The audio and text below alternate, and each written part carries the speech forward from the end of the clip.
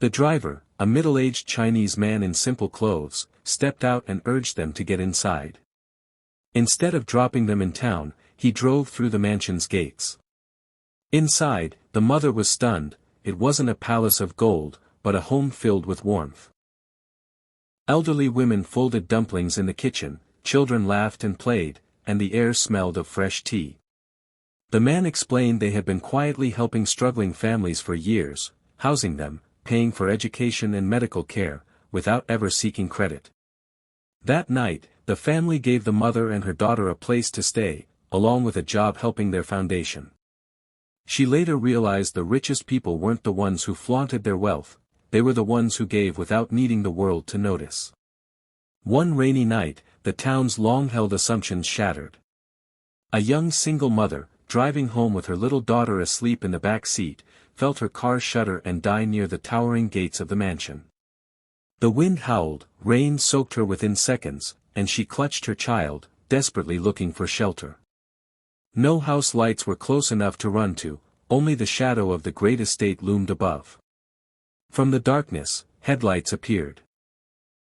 A black SUV rolled to a stop, and a man stepped out, not in a tailored suit, but in worn jeans and a rain jacket.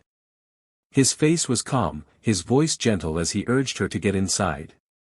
She hesitated, but his sincerity felt undeniable. Instead of heading back toward town, the vehicle passed through the mansion's gates. Inside, she expected cold marble floors and stiff, silent rooms. But what she found was warmth, laughter from children playing, the rich smell of dumplings steaming in the kitchen, and elderly women chatting as they worked. The man explained that for years, they had quietly housed and cared for families in need, covering school fees, medical bills, and even rebuilding lives, without ever revealing their role to the public. That night, they gave her more than shelter, they gave her hope, dignity, and the promise of a future. She realized the truth that no one dared speak about: the richest family in America wasn't hiding out of arrogance. They were hiding because kindness, in its purest form, doesn't need to be seen, it only needs to be given. The next morning, sunlight streamed softly through the guest room window, and for a moment, the young mother wondered if it had all been a dream. Her daughter was curled up beside her, wearing clean, warm pajamas that someone had left during the night. When she stepped into the hallway, the sounds of life filled the air: children's giggles, the rhythmic chopping of vegetables, and the gentle hum of conversation in Mandarin and English. The man from the night before greeted her with tea and a quiet smile. He introduced his wife, a graceful woman with kind eyes, who pressed a small box into the mother's hands. Inside were clothes for her daughter, each piece the perfect size, as if chosen with care long before they'd met. The mother tried to express her gratitude, but the wife gently shook her head. "We don't help for thanks," she said. "We help because someone once did the same for us." As they shared breakfast, the mother learned that the family's wealth had been quietly funding an entire network of aid, emergency housing, scholarships, medical treatments, given without press releases or public credit. They believed that true generosity wasn't about reputation, but about impact. By the time she left that afternoon, she wasn't just carrying a bag of clothes and food, she carried a job offer to work with their foundation, helping others like herself. The gates closed behind her, but she knew they would always open for those who needed them most. Weeks later, the young mother had settled into her new role at the foundation. Every day, she met people who reminded her of her own struggle: single parents fleeing hardship, children who had known too much hunger, elderly couples choosing between rent and medicine. She watched the family work quietly in the background, never appearing in the news, never putting their names on buildings, yet changing lives one act at a time. One afternoon, she was in the kitchen of the mansion when she overheard the family turning down an invitation to a televised charity gala. "We don't do this for applause," the father said simply. "If the cameras are here, people will think we're helping to be seen. We'd rather they never know." That evening, the mother's daughter ran in from the garden, cheeks flushed from playing with the other children. She held a paper flower one of the elderly women had taught her to make.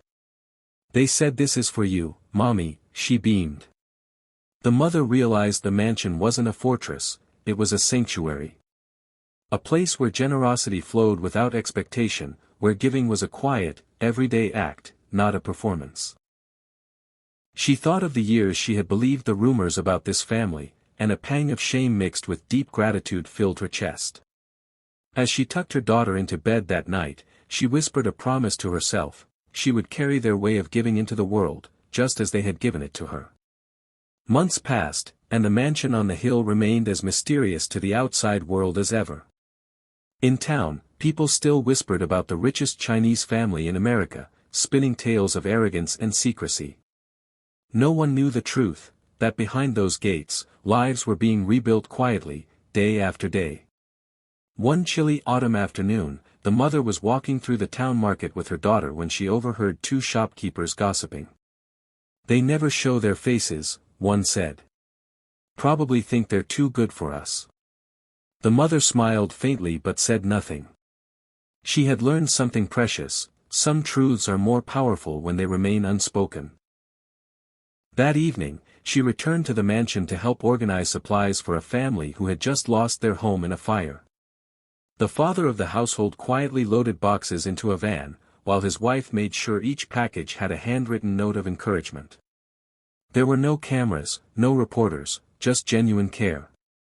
As the mother watched her daughter laughing with the other children in the garden, the last light of the day casting everything in gold, she felt her heart swell. She finally understood: real wealth wasn't measured by money, but by how deeply you could touch another person's life. The mansion gates would stay closed to most, but to those who needed it, they were always open. And maybe that was why no one dared talk about them, because the truest acts of kindness often happen where the world isn't looking.